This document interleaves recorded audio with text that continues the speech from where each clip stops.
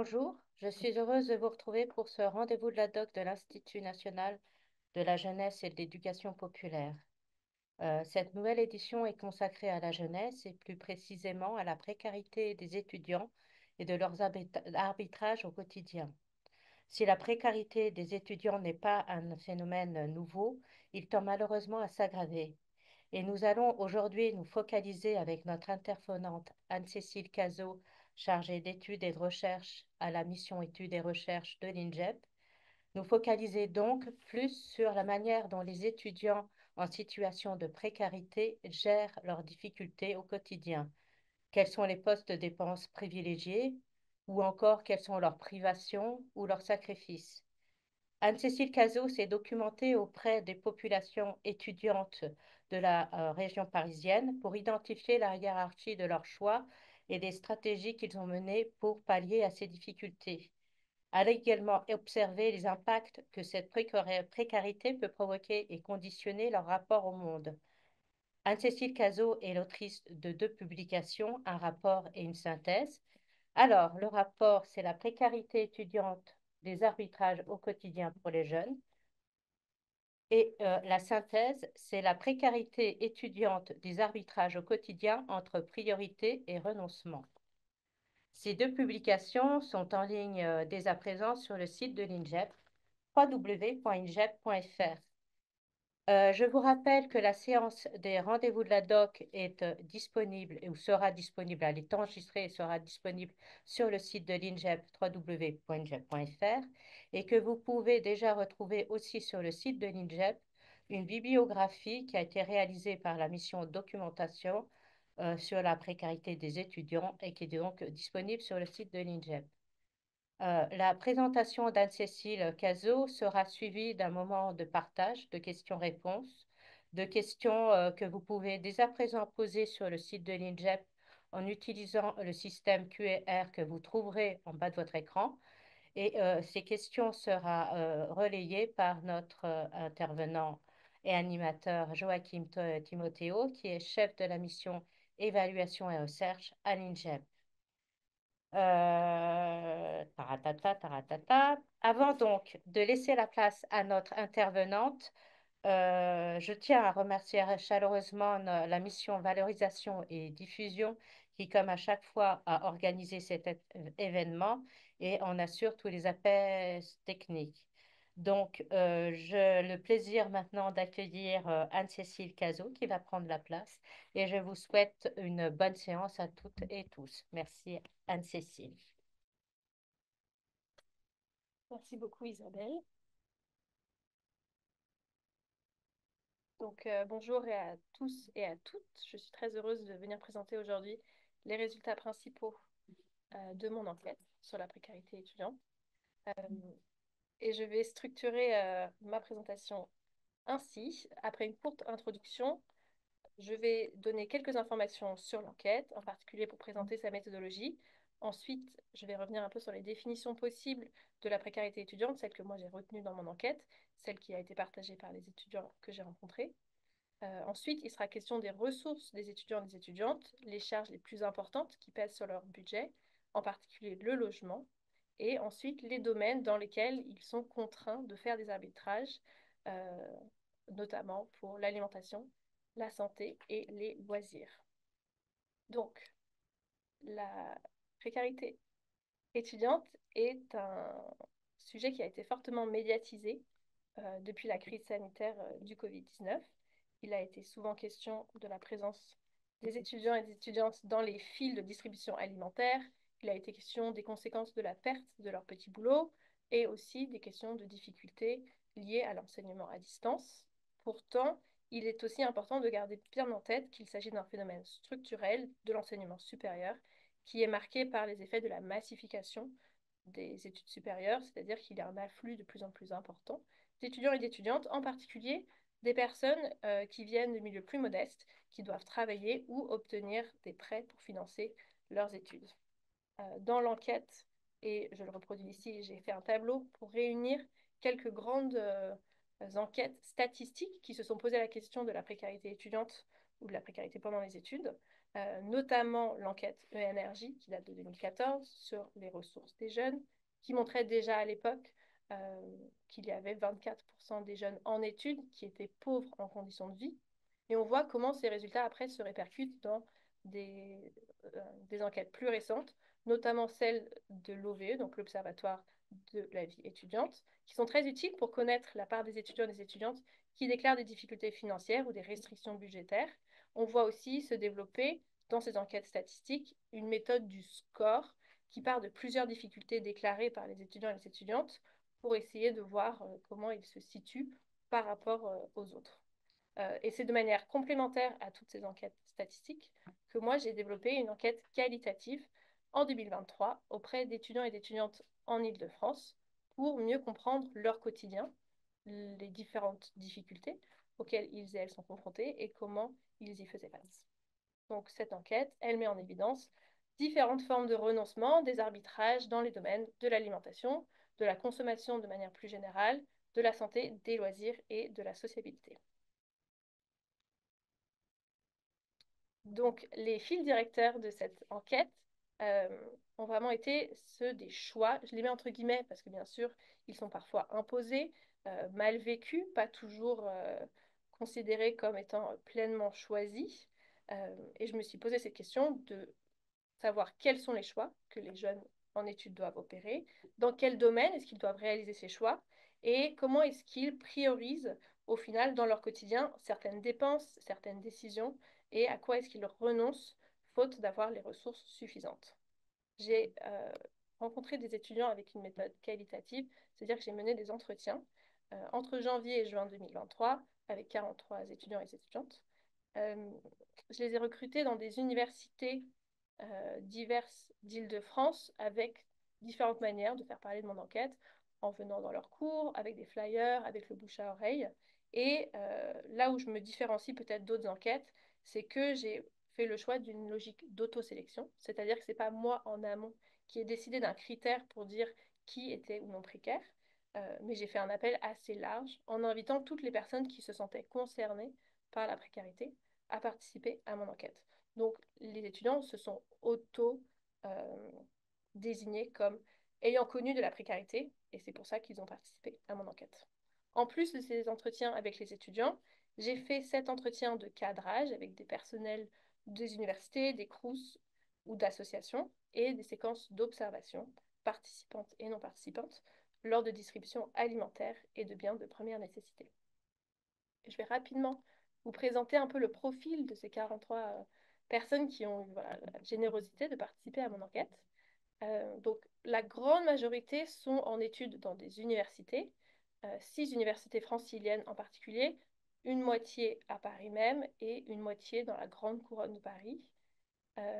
Il y a une représentation plus importante d'étudiants et d'étudiantes en licence, avec par ailleurs tout de même certains étudiants en master, d'autres en IUT, et puis à la marge, un étudiant en classe préparatoire aux grandes écoles, une étudiante en école de travail social et une étudiante en doctorat. Dans l'échantillon, il y a un peu plus de femmes que d'hommes. Il y a des âges qui vont de 18 à 29 ans, mais quand même la moyenne étant à 21. On voit qu'il y a quand même plus de personnes plus jeunes, plus tôt dans leurs études. Et ensuite, pour parler un petit peu de leur profil d'un point de vue de leur nationalité et de leur classe sociale, il y avait 31 étudiants et étudiantes qui avaient fait leur lycée en France et qui donc euh, sont arrivés dans les études supérieures en France ayant déjà connu le système français, et 12 étudiants internationaux. Ensuite, la grande majorité des personnes qui participent à l'enquête viennent de milieux populaires, c'est-à-dire que ce sont des étudiants qui ont une connaissance déjà assez poussée des contraintes financières qui pèsent sur leur famille et la nécessité pour elles et pour eux de faire des arrangements différents pour financer leurs années de formation au-delà de l'aide potentielle de leur famille qui ne leur sera pas disponible. Et donc, j'arrive à ma deuxième partie qui est de voir ensemble à quoi, enfin, comment est-ce qu'on peut définir la précarité étudiante. Euh, Dans ce travail, j'aborde la précarité étudiante comme une condition d'insécurité sociale qui est associée à la dégradation des conditions de vie des étudiants et des étudiantes et une expérience multidimensionnelle des difficultés qui sont nées de l'insuffisance et de l'instabilité des ressources. C'est une définition construite à la fois à partir de la littérature existante, mais aussi à partir des entretiens menés avec les étudiants et les étudiantes. Et ce sont vraiment leurs définitions qui font ressortir deux points importants, à la fois la centralité des questions d'argent et aussi l'importance de ne pas limiter la précarité à une question d'argent uniquement. Parce qu'en effet, chez les étudiants, le point de départ, quand je leur demande qu'est-ce que c'est pour vous la précarité étudiante, c'est le manque d'argent. C'est la première cause de la précarité pour eux. C'est ce qu'on voit dans l'analyse de Ryan, qui est en première année d'études dans un IUT en périphérie de Paris. Pour moi, la précarité, c'est vraiment quand on n'arrive pas à finir les fins de mois, quand on essaye de vivre, mais qu'on n'y arrive pas. Donc la précarité, elle est liée au budget mensuel, aux insuffisances de ce budget, quand le budget est trop petit, quand il est instable, quand il ne correspond pas au coût de la vie. Là, on se retrouve dans une situation de précarité. Elle est vraiment vécue sur le registre de l'incertitude permanente, d'une instabilité des ressources et de l'obligation d'être tous les jours dans le calcul pour s'autoriser ou non certaines dépenses. Donc la précarité se loge dans cette expérience continue des choix qui est vraiment envisagée comme une obligation pour trancher entre plusieurs possibilités, plusieurs dépenses, plusieurs nécessités. Et donc, pour Paul, par exemple, c'est est-ce que je vais pouvoir manger? Est-ce que je vais pouvoir m'amuser? Est-ce que je vais pouvoir aller chez le médecin? Est-ce que je dois faire un choix?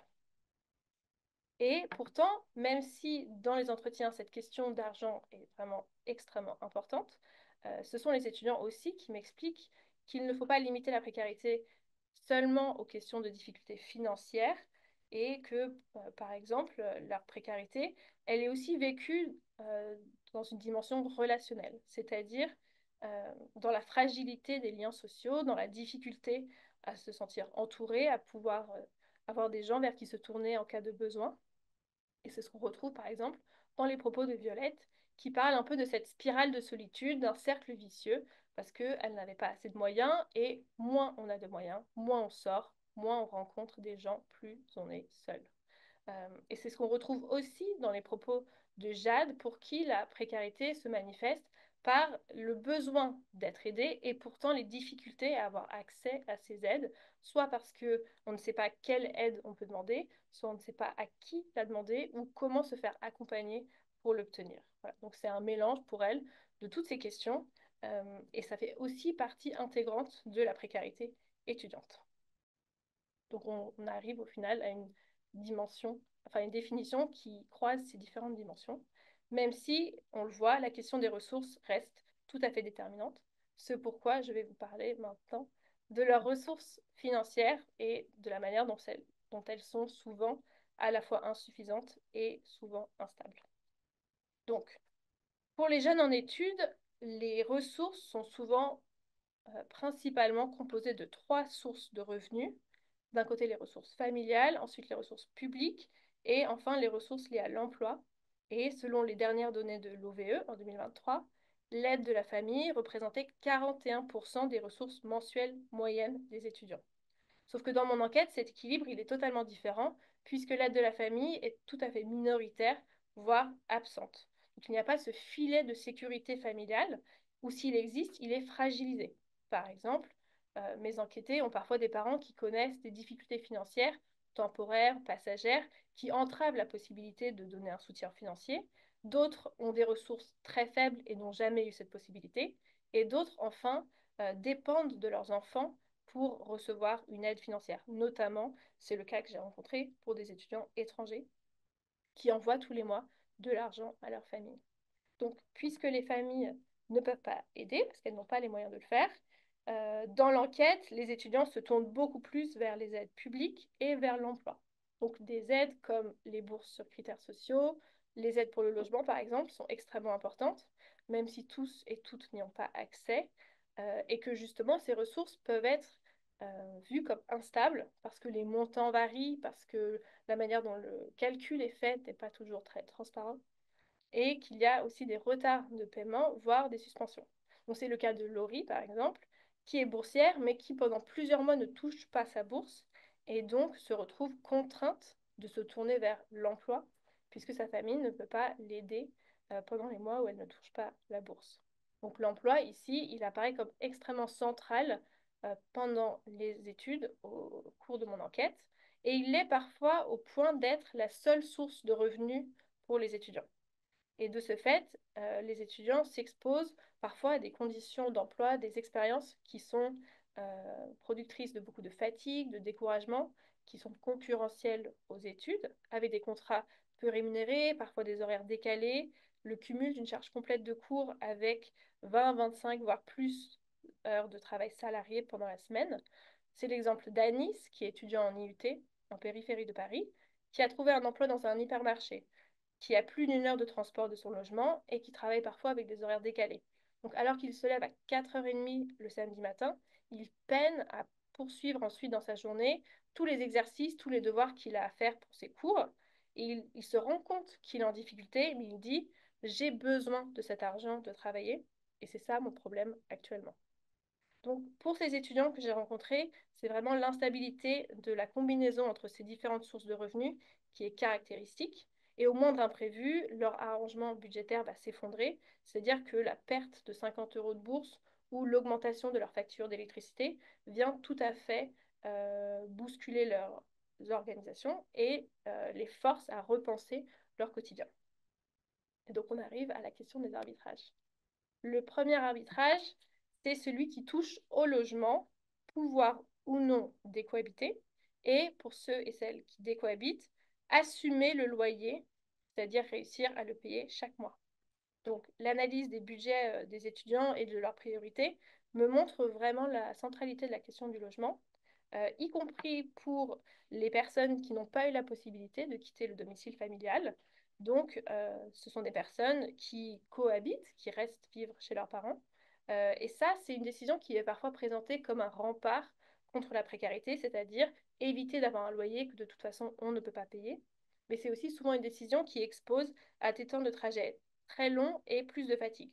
Et c'est une situation qui est particulièrement importante en Île-de-France, comme le montrait l'analyse de mes collègues Thomas Venet et Inès Jonot, qui montrait bien que les étudiants dont les parents vivent en Île-de-France ont 2 fois plus de chances de cohabiter que les étudiants dont les parents vivent hors d'Île-de-France. Donc c'est une situation qui peut, entre guillemets, plus les protéger, mais c'est aussi une situation qui peut être très contrainte. Pourtant, c'est plutôt une minorité d'étudiants et d'étudiantes dans mon enquête. Une part plus importante a choisi de décohabiter. Et ici, on voit des parcours d'étudiants et d'étudiantes très marqués par des périodes infructueuses de recherche, l'angoisse de ne pas avoir de place en résidence universitaire, ces places étant très limitées, et des périodes souvent marquées par des hébergements, c'est-à-dire que euh, ça peut être des hébergements chez des amis, chez de la famille, chez des tiers. Ça concerne 10 étudiants sur les 43 que j'ai rencontrés, avec des conditions d'accueil variées, mais souvent un sentiment de ne pas être chez soi, de ne pas pouvoir vraiment se poser, d'être un poids pour les gens chez qui on vit, et donc de se sentir pris dans cette instabilité ou dans cette incertitude quotidienne.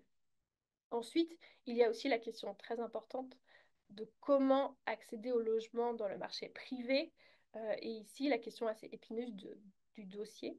Donc pour des étudiants et des étudiantes dont les parents ont des ressources faibles ou des parents qui vivent à l'étranger et donc à qui on renvoie l'idée qu'ils n'ont pas un bon dossier et qui vont donc avoir beaucoup de mal à trouver un logement. Ce qui veut dire que c'est un parcours difficile alors qu'une fois qu'ils sont dans le logement, le loyer va être leur première charge, leur première source d'inquiétude financière, puisque l'arbitrage va toujours être qu'il faut tout faire pour payer le loyer. Et c'est ce que m'expliquait Morgane, qui était en M1, que pendant la période où ses APL sont suspendus suite à un déménagement, alors que son budget a été construit très minutieusement en intégrant ses APL, elle est extrêmement angoissée à l'idée de ne pas pouvoir payer son loyer et de se retrouver à la rue. Ces conditions font que les étudiants et les étudiantes acceptent par ailleurs parfois des habitats, des logements dans des conditions dégradées, sans avoir la possibilité de facilement déménager, d'avoir les moyens financiers d'améliorer les conditions du logement. Et c'est ce que me raconte Thomas, qui a 19 ans, a froid chez lui, mais comme il dit, il faut être sobre en termes de dépenses énergétiques, faute d'avoir un budget suffisant pour chauffer comme il le faudrait son logement, l'hiver pour lui se résume ainsi, on a eu froid. Donc les étudiants et les étudiantes que j'ai rencontrés ont la perception que leur logement euh, est quand même précieux, il a été difficile à obtenir et donc il est difficile d'envisager facilement de trouver quelque chose qui reste dans leur budget, qui serait en meilleur état, qui serait mieux isolé par exemple. Cela contribue aussi au sentiment de précarité, même si les étudiants et les étudiantes tiennent en se disant que c'est une situation temporaire. Et donc, si le logement, c'est le premier arbitrage et qu'il faut tout faire pour payer son loyer, on arrive donc aux parties du quotidien qui sont plus marquées par les renoncements euh, et les restrictions. Donc, euh, le premier domaine dont les étudiants et les étudiantes me parlent ou m'ont parlé, c'est celui de l'alimentation, qui représente à la fois une charge très conséquente dans les budgets étudiants et un domaine très fortement marqué par les arbitrages et les renoncements. Les étudiants estiment qu'ils ont plus de marge de manœuvre ici pour ajuster, pour limiter leurs dépenses, à la différence, par exemple, du loyer. Il y a différentes manières d'ajuster, de faire avec moins quand on a moins d'argent ou d'essayer de réduire ses dépenses. La première, c'est de sauter un repas. C'est ce que fait Jade, par exemple, parce qu'elle a un budget très limité et qu'elle sait que si elle prend de l'argent pour s'offrir un petit déjeuner, elle n'aura plus les 3 euros qui sont dédiés à son déjeuner. Donc elle dit, c'est soit le petit déjeuner, soit le repas, il faut choisir. Donc là, c'est une stratégie qui revient extrêmement fréquemment dans mon enquête, qui est souvent accompagnée d'autres tactiques, comme le fait de travailler sur le contenu de l'assiette, donc en renonçant à des aliments trop chers, ou aussi en cherchant à manger ce qui est en promotion. Les étudiants vont aussi être soucieux des prix dans les enseignes et certains vont jusqu'à prendre les transports pour se rendre dans les enseignes moins onéreuses, voire aller dans des marchés.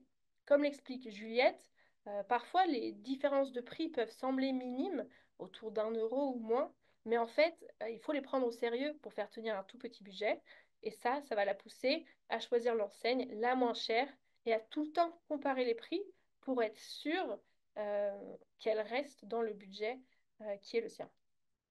Donc face à ces difficultés pour s'alimenter, alors que le coût de l'alimentation est élevé, les étudiants peuvent se tourner vers certaines aides, et c'est notamment le cas des aides alimentaires, les repas à 1 euro, les épiceries, etc.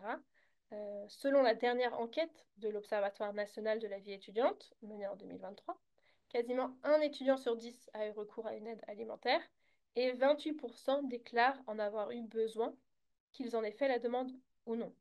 Et dans mon enquête, c'est presque la moitié des étudiants qui partagent avoir eu à un moment de leurs études recours à une aide sous différentes formes, principalement les distributions alimentaires, les épiceries solidaires, mais aussi ces étudiants mettent en avant le rôle du repas à 1 euro, notamment lorsqu'ils en sont bénéficiaires, et en parlent aussi de manière avec plus de regret, disons, s'ils n'en sont pas bénéficiaires, mais qu'ils aimeraient l'être. Toutefois, ce que montre aussi l'enquête, c'est qu'il y a de nombreux obstacles pour avoir accès à ces aides. Cela peut être de l'ordre des contraintes logistiques, d'une part, donc avoir le temps pour se rendre à la distribution, que ce soit pas trop loin, que ce soit avec des horaires acceptables, d'avoir bien compris les modalités d'inscription aussi. C'est notamment important pour le repas à 1 euro, qui est ouvert pour les étudiants non boursiers qui sont en situation de précarité. Mais ça, c'est peu ou mal connu par les étudiants qui sont dans cette situation et qui n'ont pas toujours bien compris comment s'inscrire ou comment faire les démarches pour être bénéficiaires de ce repas. Il y a aussi des obstacles qui sont liés à la perception de soi, à la perception de ces aides. Certains étudiants ne se sentent pas autorisés ou légitimes à demander de l'aide. C'est le cas d'Aude, qui vit chez ses parents, qui estime à la fois que la distribution alimentaire, elle est trop loin de chez elle, elle est trop loin de son université, mais qu'elle est surtout réservée aux étudiants qui vivent seuls, alors que ce n'est pas le cas. Et il y a aussi des difficultés qui sont liées au sentiment de honte, la peur de se raconter, le fait de partager sa situation, ce que me raconte Paul, qui est en L2, qui dit que c'est quand même un frein d'aller s'ouvrir auprès de ces gens qu'on ne connaît pas.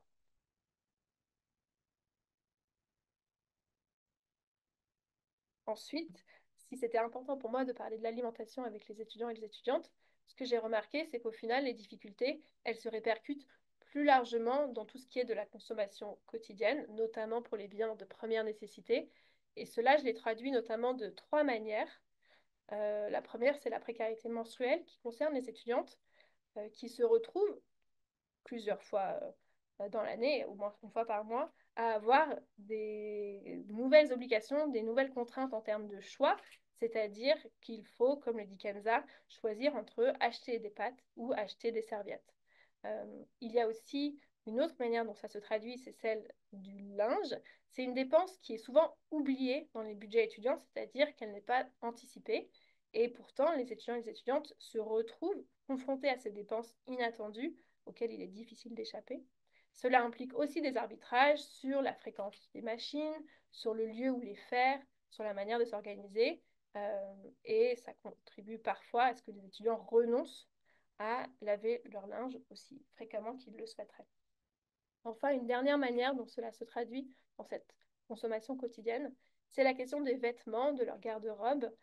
C'est une question qui ressort notamment dans les entretiens avec les étudiants autour des périodes de l'année où il fait froid, où ça devient particulièrement pénible de ne pas avoir de quoi s'offrir les vêtements adaptés. Euh, Ça se ressort aussi dans les périodes de recherche d'emploi ou de stage où il est parfois nécessaire d'avoir certains types de vêtements. Et là, on voit que cela croise pour les étudiants à la fois des questions de précarité financière, de ne pas avoir l'argent pour s'offrir ces vêtements, mais aussi des questions de réseau, de précarité relationnelle, c'est-à-dire ne pas non plus avoir des personnes vers qui se tourner pour qu'on nous prête ce dont on a besoin ponctuellement pendant l'hiver ou pour un entretien, pour un stage, par exemple. Ça, c'est pour la question de la consommation quotidienne. Ensuite, le deuxième domaine dans lequel j'ai observé beaucoup de renoncements, différents arbitrages, c'est celui de la santé.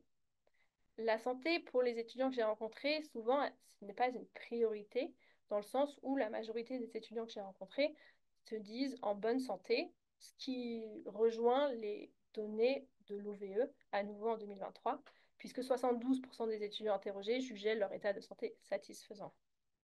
Et 2 tiers des participants de mon enquête ont renoncé ou ont reporté des consultations médicales en expliquant qu'au final, il y avait eu d'autres dépenses plus prioritaires. Ali, par exemple, dit que s'il est malade, il va d'abord essayer de s'en sortir sans médecin et sans médicaments, c'est-à-dire sans dépenses. Justine aussi, en L1, me dit qu'elle est dans l'optique d'attendre que ça passe pour se dire est-ce que je serais vraiment, vraiment obligée d'aller consulter ou est-ce que peut-être je peux m'en sortir sans. Différents motifs se croisent ici pour expliquer ces reports. Le premier obstacle, il est financier, bien sûr, mais ce serait réducteur de ne voir que celui-là, alors que pour les étudiants, qui joue aussi, c'est le manque d'informations, savoir où aller pour avoir des suivis de santé, y compris des suivis de santé où il n'y a pas d'avance de frais. Un manque de temps, notamment pour des étudiants qui cumulent emploi et études et qui ont des calendriers très resserrés, des emplois du temps vraiment où il n'y a pas beaucoup de place, des manques de créneaux, de disponibilité pour les cabinets médicaux à proximité de chez eux. Et enfin, dans une moindre mesure, la peur des interactions avec le personnel médical. Et ça, c'est une question qui est revenue parfois de la part d'étudiantes qui me disent avoir peur d'être jugées ou pas crues par le personnel médical dans des contextes de consultation. La question de la santé, elle est bien sûr liée à la question de la santé mentale. Et ici, je rejoins aussi d'autres littératures qui s'intéressent à la manière dont la précarité impacte la santé mentale. Euh, Ce qui est très clair dans mon enquête, c'est que les périodes d'instabilité, d'insuffisance des ressources provoquent des effets sur cette santé mentale, que ce soit sous forme de symptômes comme les angoisses, des symptômes de dépression, des troubles du sommeil, euh, des périodes où les étudiants ressentent vraiment le besoin d'être accompagnés, se sentent démunis, mais ici, ce qui ressort le plus important, de manière la plus forte, c'est qu'il y a un coût associé au suivi psychologique, qu'il soit réel ou anticipé, et que c'est vraiment un frein très important au suivi, comme me l'explique Perrine, qui est en M2, qui dit j'ai en tête qu'il faut que je fasse une thérapie, mais avec quel argent? Du coup, je ne fais pas de thérapie. Certains étudiants ont eu l'opportunité d'avoir un suivi pendant leur enfance ou leur adolescence, mais disent qu'il n'est plus possible de continuer à partir du moment où c'est à eux ou à elles euh, d'avoir la responsabilité de ces frais. Et enfin, le dernier domaine dans lequel j'ai pu observer des renoncements et des arbitrages, c'est celui des loisirs et de la sociabilité. Euh, dans un premier temps, ce qui ressort de ces entretiens, c'est que les étudiants et les étudiantes vivent à différents moments dans leurs études une fragilisation des liens sociaux, que ce soit pendant cette période assez particulière du passage du lycée à l'enseignement supérieur, ou en raison d'une mobilité d'une ville à l'autre en raison de sa formation, ou un éloignement géographique plus important pour les étudiants internationaux. De ce fait, les étudiants ont parfois à la fois du mal à se faire de nouveaux liens et à maintenir les liens existants.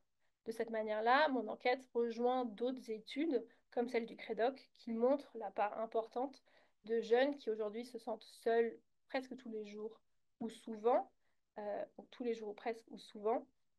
Et c'est un sentiment de solitude que me partagent les jeunes dans les entretiens, notamment avec un sentiment d'être en décalage par rapport aux autres personnes dans leur formation, avoir du mal à se faire des amis, avoir du mal à s'investir dans la vie étudiante. Et là, ça reboucle avec les questions de difficultés financières ou de restrictions budgétaires, puisque le fait de ne pas avoir assez de moyens contribue à ce sentiment de décalage, puisque il n'est pas aussi facile de participer au temps de sociabilité proposé au sein des universités, de peur que ce soit des dépenses qui dépasseraient le budget.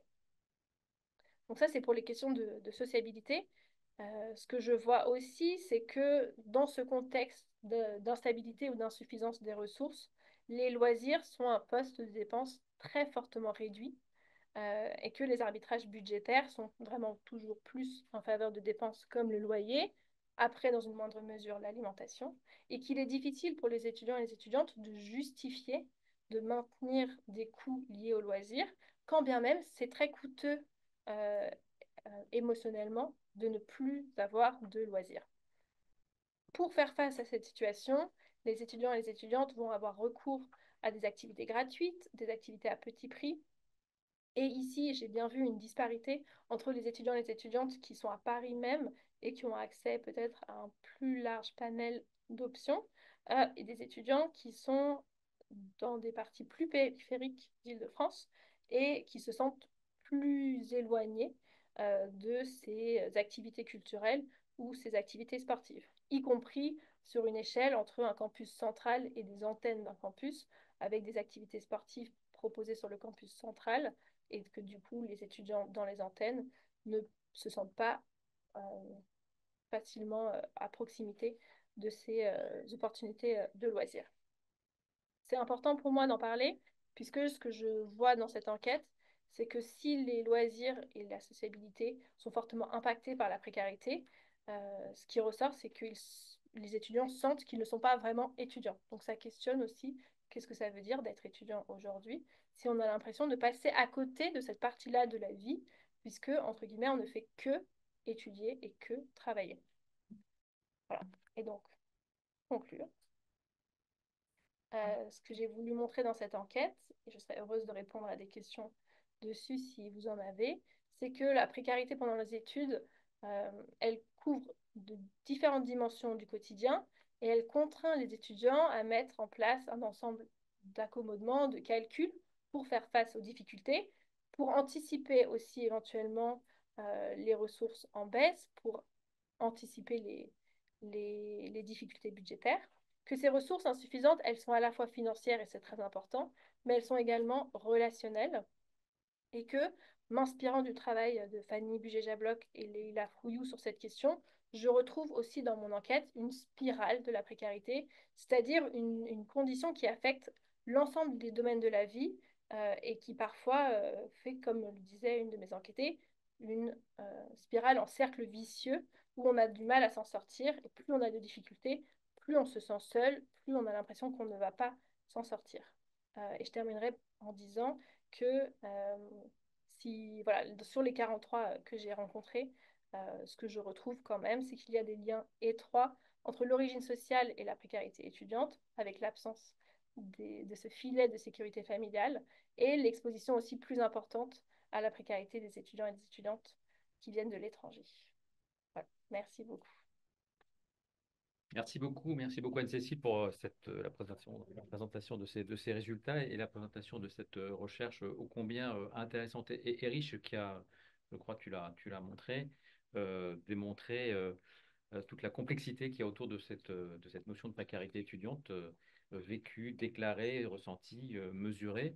Et c'est tout l'intérêt également, je trouve, de ce travail de donner à voir justement l'imbrication de toutes ces dimensions et tu les as bien développés, me semble-t-il. Mais justement, il y a plusieurs questions de précision sur ces différents aspects.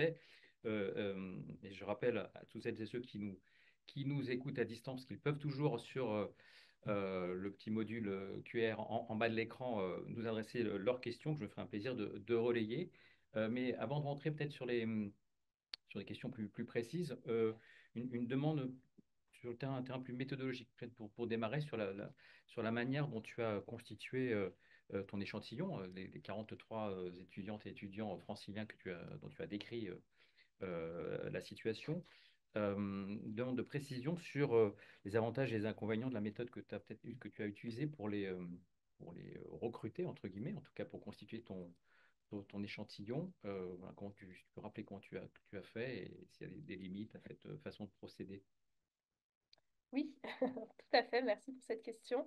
Donc, pour rappel, la manière dont j'ai constitué l'échantillon, c'est que je me suis beaucoup rendue dans différentes universités franciliennes pour présenter l'enquête et j'ai fonctionné aussi par le bouche à oreille et que je ne donnais pas de critères particuliers pour participer, si ce n'est de se sentir concerné par la précarité étudiante. Ce que ça peut avoir comme désavantage, c'est que du coup, je ne contrôle pas exactement qui va participer et donc je ne peux pas m'assurer, par exemple, d'avoir un nombre important, que ce soit d'étudiants internationaux, d'étudiants boursiers. C'est-à-dire que si j'avais un critère précis en tête, là, voilà, je ne sais pas exactement qui va vouloir participer, même si bien sûr, euh, l'enquête, elle se déroule sur plusieurs mois. Donc, au fil des mois, j'ai pu me dire, est-ce que peut-être j'ai l'impression que j'ai un profil qui n'est pas là et que je peux aller le chercher. Par contre, ce que j'ai trouvé très agréable, c'est que ça permet de voir des profils qui, justement, sortent un petit peu des définitions plus limitées de la précarité, notamment des étudiants et des étudiantes qui ont des parents avec des ressources un peu plus importantes et qui sont soit pas boursières, soit boursières à des échelons plutôt bas, mais qui ne reçoivent pas d'aide de leur famille pour des raisons diverses, qui peuvent être liées à des conflits ou d'autres raisons. Et justement, ces étudiantes-là ont des expériences de précarité, mais ne rentrent pas toujours dans les critères d'aide au regard des ressources de leur famille. Et donc là, j'ai pensé que c'était un avantage d'avoir cette approche plus ouverte euh, de la précarité et donc du recrutement dans mon enquête. Très bien. Alors, il y a plusieurs questions, enfin, s'il fallait que je les rassemble en plusieurs thématiques autour des questions d'information, autour des questions de l'origine géographique des étudiants que tu as pu enquêter, que tu viens de l'aborder pour partie là, des questions aussi autour du parcours, enfin des parcours, et puis du côté des ressources. Voilà un peu les 4-5 thèmes, donc je vais un peu les déployer, les dérouler. Sur la question de l'origine géographique justement des étudiants que tu as pu enquêter, tu l'as évoqué tout à l'heure, est-ce que tu as pu voir dans ce que tu as pu observer une spécificité particulière d'étudiants d'origine étrangère, par exemple, dont tu as cité la situation, enfin, pointé la situation particulière tout à l'heure, notamment dans des liens familiaux distendus, du fait de l'éloignement géographique notamment. Est-ce qu'il y a quelque chose de particulier justement pour ces étudiants dans ton échantillon? Oui, alors merci pour cette question. Alors, les étudiants étrangers viennent dans mon enquête beaucoup de certains pays d'Afrique, aussi d'Amérique du Sud, et pour une petite minorité de pays de l'Union européenne. Les spécificités, du coup, elles tiennent pour ceux qui sont extra-européens à des formes de précarité administrative liées à l'incertitude autour du renouvellement du titre de séjour, à la complexité de certaines démarches administratives et l'impression voilà, plus forte de devoir tout le temps être en train de justifier sa place et la raison d'être en France. Et elle tient aussi à une expérience assez intense de l'éloignement de sa famille et la difficulté de ce fait de s'appuyer sur sa famille pour avoir de l'aide. Si ce n'est que, et là, voilà, il y a toujours des situations différentes dans mon enquête, il y a aussi des étudiants internationaux où une partie de la famille est aussi venue en France. Donc, il y a un rôle assez important de grandes sœurs et de grands frères que je montre dans mon enquête pour aider dans les démarches, pour accompagner dans l'installation. Et donc là, il y a des inégalités aussi chez les étudiants internationaux. Certains ont un peu plus d'aide, certains ont un peu moins d'aide.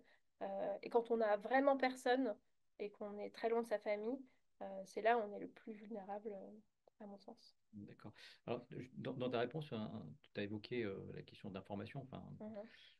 faire cette question autour de l'information, de la connaissance de l'information. On a aussi quelques questions autour de plus largement sur, sur ce thème de l'information, de la connaissance de l'information. Tu l'as évoqué tout à l'heure. Est-ce qu'il y a des éléments dans la recherche que tu as produite sur justement les effets de la connaissance des structures qui sont là pour accueillir les étudiants, que ces structures soient au sein de l'université ou soit à l'extérieur de l'université? Voilà, j'ai pas une question, mais un commentaire dans le chat de Magali, qui est informatrice jeunesse, donc un réseau spécifique, et qui justement ne pose pas de questions, mais en particulier, mais confirme ce que tu disais en termes de difficultés rencontrées par les étudiants. Donc, on voit que les étudiants font appel à ce réseau information jeunesse, mais il y a aussi d'autres structures qui peuvent exister. Comment est-ce que la mobilisation se fait ou ne se fait pas euh, sur le sujet? Oui, alors c'était une question complexe, et donc je vais répondre brièvement, mais bien sûr, il y aura beaucoup de choses que je ne peux pas dire. Euh, L'information, elle passe beaucoup par la famille, par les pairs, et c'est là où, du coup, se situe aussi un peu l'exposition à la précarité, c'est-à-dire quand on n'a pas des membres de sa famille qui sont en situation d'expliquer, de dire voilà comment ça se passe pour les bourses, voilà comment ça se passe pour les aides pour le logement, par exemple, c'est plus difficile, et on dépend peut-être un peu plus d'avoir des pairs qui peuvent venir aussi proposer cette information. Et là aussi, parfois, on n'est pas dans une situation d'être entouré de personnes qui peuvent venir proposer cet accompagnement, ce qui veut dire que ces étudiants sont peut-être justement les cibles de certaines structures qui existent pour apporter ces informations, que ce soit des associations aussi ou des structures au sein des universités. Les distributions alimentaires que j'ai pu observer jouent un rôle assez important de ce point de vue-là, parce que souvent il y a un point d'information présent au moment des distributions, ce qui permet en fait de combiner à la fois d'obtenir une aide alimentaire et de pouvoir poser des questions sur d'autres sujets. Voilà. Donc ça, c'est un exemple de ce qui peut marcher pour les étudiants et les étudiantes. Alors, cette question d'information, elle peut aussi avoir trait aux questions d'accès à la santé. Euh, on a plusieurs questions sur le champ de la santé. Tu as évoqué tout à l'heure la question de la santé mentale et des effets de la charge qui pèse sur les étudiants en termes de santé mentale. Euh, donc la question, c'est autour justement des dispositifs, enfin, ou en tout cas des mesures qui peuvent exister pour venir compenser les dépenses de santé. On pense par exemple aux complémentaires solidaires, enfin le CSS. Est-ce que ces complémentaires santé solidaires, elles sont au final peu ou pas mobilisées, ce qui du coup laisse un reste à charge très important, même pas un reste à charge, parce qu'en fait il y a carrément un non-recours un non-recours aux soins. Est-ce qu'il y a des choses de cet ordre-là également dans ce que tu as pu observer? Alors, oui et non, j'ai relativement peu évoqué les détails administratifs de l'assurance maladie Mm. et des côtés voilà, de complémentaire santé avec les étudiants. Euh, Ce qui veut dire que d'une part, ils n'ont pas spontanément partagé avoir eu recours à des complémentaires santé solidaires ou en avoir connaissance. Euh, on a un peu plus parlé des espaces de santé étudiants, Mhm. donc les services de santé étudiants qui existent sur certains campus et qui permettent aussi une prise en charge parfois sans frais, et qui est inégalement connue, je dirais, dans mon échantillon, avec une difficulté à vraiment bien identifier euh, comment y avoir recours et exactement ce que ce service propose. Et on a un peu parlé du dispositif lié à la santé mentale, donc ce qu'on appelle les chèques psy, entre guillemets. Et là aussi, j'ai bien vu que c'était des dispositifs inégalement connus euh, qui peuvent être vus comme insuffisant ou ne permettant pas vraiment d'enlever cet obstacle financier, alors que justement, il est pensé pour enlever l'obstacle financier. Donc, c'est sûr que la question du reste à charge, elle est difficile à vraiment bien appréhender, je pense, D'accord. pour les étudiants et les étudiantes. Alors, en complément de cela, sur la question, une question, enfin un ensemble de questions, sur le moment où on peut observer ou mesurer ces situations de précarité ressenties, qui peuvent soit intervenir à un moment particulier, hein, soit finalement peut-être aussi s'étaler de manière durable tout au long d'un parcours de scolarité, d'un parcours de formation. Euh, Est-ce que justement tu as pu voir dans les parcours, c'est le cas de dire, les parcours des jeunes, enfin, les trajectoires des jeunes que tu as observé, cet étalement de la précarité, ou est-ce que c'est un phénomène tout en étant complexe et multifactoriel qui intervenait à des moments particuliers du parcours, ou est-ce qu'il était plutôt Mhm. plus durable d'une certaine manière? Alors, je vais répondre les deux. À la fois, certains étudiants, quand j'ai étudié leur parcours, je vois que, il y a eu voilà, une précarité qui était vraiment présente pendant plusieurs années, avec une vraie difficulté à stabiliser leur situation. Alors que d'autres, je vois bien, notamment des étudiants en début d'études, qui en fait, il y a un peu un choc. Souvent, c'est la perte d'emploi ou des difficultés familiales. Et c'est des chocs qui viennent provoquer une précarité qui n'était pas du tout anticipée. Donc là, c'est intéressant aussi pour moi de voir que je distingue un petit peu des profils d'étudiants qui ont eu une enfance ou une adolescence relativement stabilisée, même si avec peut-être pas beaucoup de moyens, et qui ont l'impression que c'est les études qui font advenir la précarité, tout d'un coup, le fait d'avoir beaucoup de dépenses à sa charge, etc. Alors que d'autres ont connu la précarité pendant leur enfance et donc ont l'impression d'être dans quelque chose qui se reproduit, quelque chose qui les suit et qui du coup ont un rapport à l'avenir très angoissé en se disant j'ai l'impression de ne pas réussir à m'en sortir, Mhm. que je ne fais que reproduire ce que j'ai connu pendant mon enfance. Justement, une question sur la façon dont ce rapport à l'avenir peut se construire, se construit. Comment est-ce que finalement les étudiants de ton échantillon enfin que tu as observé, comment est-ce qu'ils se projettent dans eu égard à ces situations, comment est-ce qu'ils se projettent dans leurs études et plus largement dans l'après? Oui, alors ça varie bien sûr. Avec 43 personnes, il n'y a pas une seule réponse. Ça dépend, je trouve, un peu de l'âge ou en tout cas de l'état d'avancement dans les études. Pour les profils plus jeunes voilà, qui sont encore en licence, parfois le rapport à l'avenir, il est vraiment suspendu. Il est totalement brouillé. C'est-à-dire, on est vraiment dans une logique, il faut que je survive, il faut que je trouve une manière de gérer vraiment jour par jour, peut-être semaine par semaine. Et du coup, c'est totalement impossible de penser à l'été prochain, à l'année d'après, etc. Là où j'ai pu voir pour des étudiants plus proches de la fin de leurs études, une logique qui est plutôt de se dire c'est dur en ce moment, mais ça va pas être toujours comme ça parce que bientôt je vais finir. Et en fait, ce que je vis en ce moment, c'est associé au fait d'être en études. Et quand je serai pleinement en emploi, ça sera différent.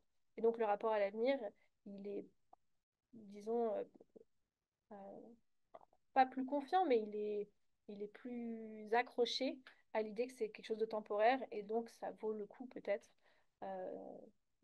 de traverser ce quotidien en attendant de sortir des études. Sur la question des ressources que tu évoquais tout à l'heure, des ressources économiques, financières, euh, dont tu as évoqué la difficile articulation entre les aides familiales, les aides publiques, des ressources tirées d'un emploi éventuel. Euh, une question autour de, de l'emprunt bancaire, hein, Mhm, qui peut être un moyen aussi de ressources financières. Enfin, quelle est la place de l'emprunt bancaire chez les étudiants que tu as rencontrés? Est-ce qu'ils y ont eu recours? Est-ce qu'ils ont pensé à y avoir recours? Est-ce qu'ils envisagent éventuellement pour pallier les difficultés financières auxquelles mhm. ils et elles ont à faire face? Eh bien, ça peut être un outil qui puisse mobiliser. Et puis, de manière un peu, pas corollaire, mais toujours sur les aides, enfin sur la dimension financière. Est-ce que les étudiants sollicitent des aides de leur entourage autres que leurs parents? Mhm. Euh, des amis, des conjoints, des camarades de promotion, et ça aussi, enfin, ou des membres de famille, des voisins, enfin bon, d'autres personnes. Ça s'articule tout ça? Alors, pour les Sur emprunts les emprunts. bancaires, Mm. ça concerne deux étudiantes dans mon échantillon de 43.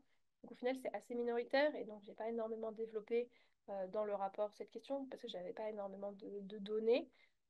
Donc oui, ça existe. Un des cas de figure, c'est une étudiante voilà, qui vit en France avec ses parents et donc ils sont allés voir la banque au moment où elle a été prise pour sa formation à Paris, sachant qu'elle venait pas de Paris et que ses parents n'avaient pas du tout anticipé financièrement le coût de ce déménagement et de l'installation à Paris. Et donc ils ont obtenu un prêt bancaire euh, pour les 3 ans de cette licence. Sachant que cette étudiante m'explique qu'elle travaille à plein temps dès qu'elle peut pour ne pas utiliser l'argent de son emprunt, parce que ça l'angoisse de ne pas pouvoir le rembourser. Et après, l'autre cas de figure, c'est une étudiante étrangère dont la sœur a contracté un prêt pour lui financer l'installation en France. Voilà. Donc j'ai relativement peu de choses à dire. Je pense que ça se développe, mais que juste moi, dans mon enquête, c'était pas très présent. Par contre, pour ce qui est de l'aide de l'entourage, oui, j'ai pu voir ça euh, à la fois donc l'aide de la famille au sens au-delà des parents, à la fois les grandes sœurs et les grands frères, beaucoup. Parfois des membres de la famille éloignés, des oncles, des tantes, etc. Ça peut être sous forme d'hébergement, donc des personnes qui sont hébergées chez une tante, chez une sœur, etc. pour des temps plus ou moins courts. Et ça peut parfois être sous forme d'argent, même si c'est peut-être un peu moins souvent le cas, ou c'est des aides plus ponctuelles à un moment précis. L'installation, par exemple, ou si parce que vraiment c'est la crise et que la famille est au courant, ça peut être des petits dons d'argent. Mm. Mais c'est rarement, voire jamais, une aide mensuelle comme ça, fixe. Et ensuite, ce que j'ai vu, c'est que pour certaines étudiantes, il y a l'aide d'un conjoint, souvent d'ailleurs des conjoints des cohabitants. Euh, et c'est des aides voilà, plus ponctuelles, pas des montants très importants, mais qui viennent un peu arrondir des périodes difficiles en permettant d'avoir quelques petits loisirs, une sortie ponctuelle, ou éventuellement c'est des personnes voilà, dont les conjoints leur apportent à manger, les aident à faire les courses, parce que sinon elles n'auraient pas suffisamment de quoi s'alimenter. Et parmi, alors, on parle de la famille, la sphère un peu élargie, hein, parmi on va dire d'autres acteurs qui pourraient être des acteurs ressources, entre guillemets, pour les jeunes, qui pourraient leur apporter un soutien financier, au-delà des aides publiques classiques nationales qu'on connaît. Est-ce que, par exemple, est-ce que les collectivités locales, par exemple, que ce soit les communes ou les structures qui sont rattachées, les centres d'action sociaux ou d'autres structures communales, sont des acteurs ressources, je veux dire, mobilisés par les jeunes que tu as enquêtés pour justement obtenir des aides spécifiques? Est-ce que c'est quelque chose que tu as pu voir ou pas? Je dirais que sur l'alimentation, par exemple, plutôt non. J'ai l'impression que c'est beaucoup des structures qui sont soit liées aux universités, soit des associations qui Mhm. sont pas spécifiques à une ville en particulier. C'est un peu plus le cas sur la santé. Là, je dirais qu'il y a des collectivités qui sont peut-être un peu mieux dotées que d'autres. Il y a des disparités et du coup, parfois, il y a des centres de santé à proximité et surtout, parfois, il y a des centres de santé pour les jeunes qui sont connus. Euh, et donc là, ça peut faire partie des ressources qui sont identifiées, même si je dirais que j'ai tendance à plutôt penser que les collectivités ne sont pas très bien identifiées par les étudiants et les étudiantes sur ces questions. Alors tout à l'heure, tu évoquais, quand tu évoquais la question des emprunts, tu évoquais la question des déménagements, Mhm. l'emprunt pour accompagner le déménagement. Euh, la vie étudiante, elle peut être faite mobilité géographique aussi, du fait des études, enfin, souvent liée à d'autres, peut-être à d'autres contingences aussi, mais en tout cas, elle peut être faite de beaucoup de déménagements Mhm. qui sont, dont tu as dit combien ils étaient difficiles à gérer peut-être, ou en tout cas combien cette question autour du logement était quelque chose de très fort, hein, garder son logement, la priorité donnée dans la gestion, enfin dans les arbitrages faits au jour le jour. Comment cette question des déménagements et la récurrence de ces déménagements qui vont accompagner des parcours, comment ça se vit en fait? Alors, dans mon enquête, les déménagements prennent plusieurs formes. Mais si je parle, par exemple, des déménagements d'une ville vers une autre pour, par exemple, continuer ses études en Île-de-France, c'est à la fois vécu comme une opportunité à laquelle on ne peut pas dire non, parce que c'est très prestigieux souvent d'avoir été admis dans une formation parisienne ou francilienne.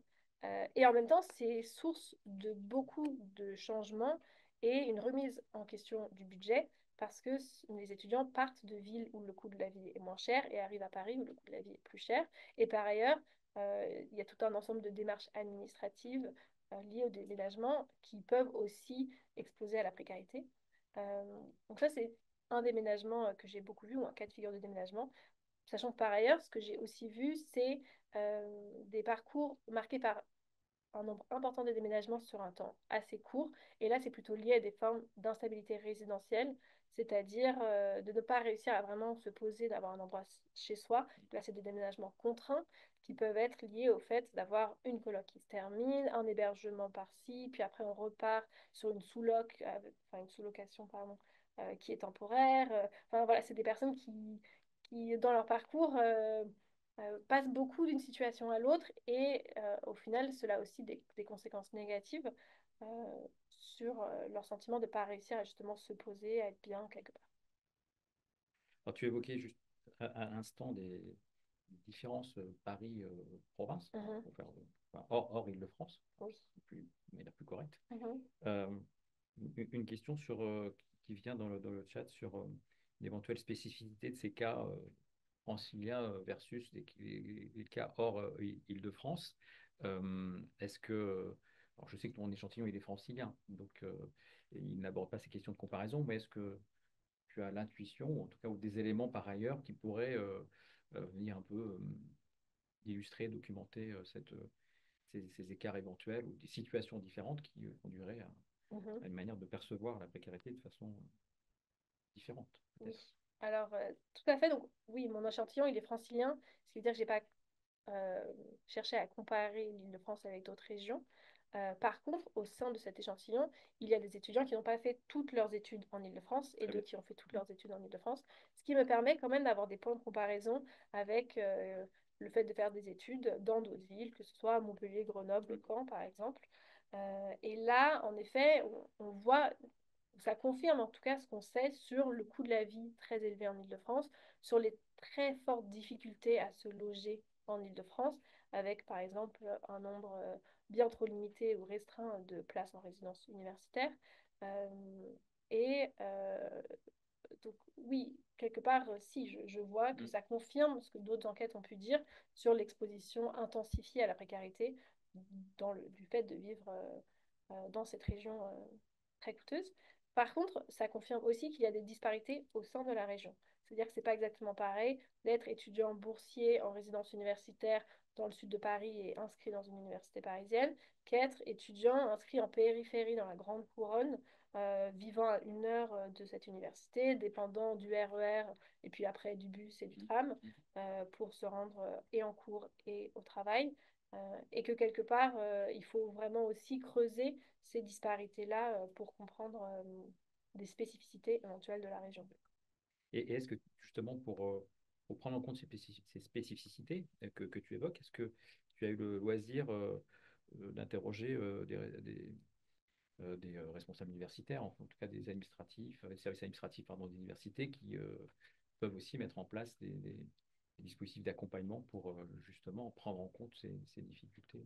Oui, alors j'ai fait quelques entretiens de cadrage, effectivement, au sein de certaines universités pour mieux comprendre les services et les dispositifs qui sont proposés, comprendre à quel point les universités sont très au fait des difficultés de recours, du manque d'information, très soucieuses aussi de la difficulté que l'information a à circuler. Ce qui est ressorti notamment dans mes échanges, c'est l'importance des guichets physiques en personne pour les étudiants Mhm. ou la possibilité d'avoir des échanges en personne, ça peut être au téléphone aussi, pour poser des questions, c'est-à-dire que les outils en ligne ne parviennent pas à toucher tous les étudiants et les étudiantes et qu'il faut dépasser un peu cette idée de personnes très à l'aise sur Internet, etc., qui savent où et comment trouver l'information Et c'était intéressant pour moi de voir que les universités développent aussi cette réflexion-là sur l'importance voilà, d'avoir des personnes physiques qui peuvent répondre aux questions. Alors tout à l'heure, on évoquait, pardon, je fais un petit retour en arrière sur les collectivités. Il nous reste une petite minute, hein, je vais aller vite. Les collectivités et leur accompagnement, notamment je parlais des communes. Euh, il y a aussi, alors sur l'île de France, c'est peut-être un peu particulier, puis tu t'es concentré sur Paris, enfin, principalement intramuros, pas que, Mhm. mais il y a aussi la place que peuvent avoir les départements qui, au travers aussi euh, les fonds d'aide aux jeunes, enfin, il y a d'autres dispositifs qui peuvent effectivement aussi accompagner la situation de ces jeunes. Enfin, je tiens, c'est pas, je tiens juste à le citer, je veux juste le citer parce que je sais que c'est pas un sujet que tu as regardé, mais qui peut être une piste peut-être pour des travaux futurs. Peut-être que, et c'est une dernière, et ça sera ma dernière question, c'est la dernière question d'ailleurs qui arrive.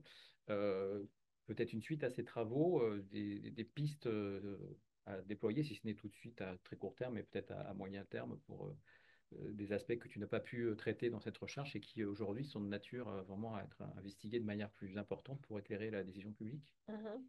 Alors, on a pu un peu l'évoquer brièvement. Il y a cette question des parcours que je trouve particulièrement intéressante et importante à creuser. Donc, pour voir euh, la précarité et ces périodes de précarité et la manière dont elles impactent l'ensemble d'un parcours et pendant les études et au-delà des études. Je l'ai déjà un petit peu vu dans la manière dont ça travaille le rapport à l'avenir ou l'orientation, certains choix de où on peut vivre ou non, etc. Mais je pense qu'il faudrait creuser ces questions. Et par ailleurs, une autre piste qui ressortait de ce travail, c'était vraiment la centralité de l'enjeu du logement et les difficultés d'accès à un logement dans de bonnes conditions. Et donc, c'est une piste que je creuse tout à fait en ce moment avec ma collègue Julie Couronnet, puisqu'on travaille sur les questions de parcours résidentiel des jeunes à Paris et à Marseille. Très bien. Ben, merci beaucoup pour la présentation et pour la richesse du travail qui a été fait sur ce sujet. Je rappelle ce rapport en ligne précarité étudiante sur le site internet de l'INJEP, injep.fr, et puis le cas de page associé qui a servi aussi à ta présentation aujourd'hui, et puis tous les travaux qui suivront de valorisation autour de ce sujet, y compris ceux sur le logement que tu es en train de conduire. Et puis, donc merci encore. Et merci Merci à toutes beaucoup. celles et ceux qui nous ont écoutés et suivis sur Internet pour la richesse également de leurs questions et la pertinence de leurs interrogations. Et il nous reste à vous donner rendez-vous pour le prochain rendez-vous de la doc qui se tiendra le 16 juin prochain à la même heure, sur le même format, et au cours duquel on aura le plaisir d'accueillir Marie Bergström et Yael Amsalem Magui pour évoquer les résultats de l'enquête sur la vie affective des jeunes adultes conduite par l'INED et auquel l'INJEP a apporté son concours. Voilà, merci à toutes et à tous, merci à toi Cécile, et à très Merci. bientôt.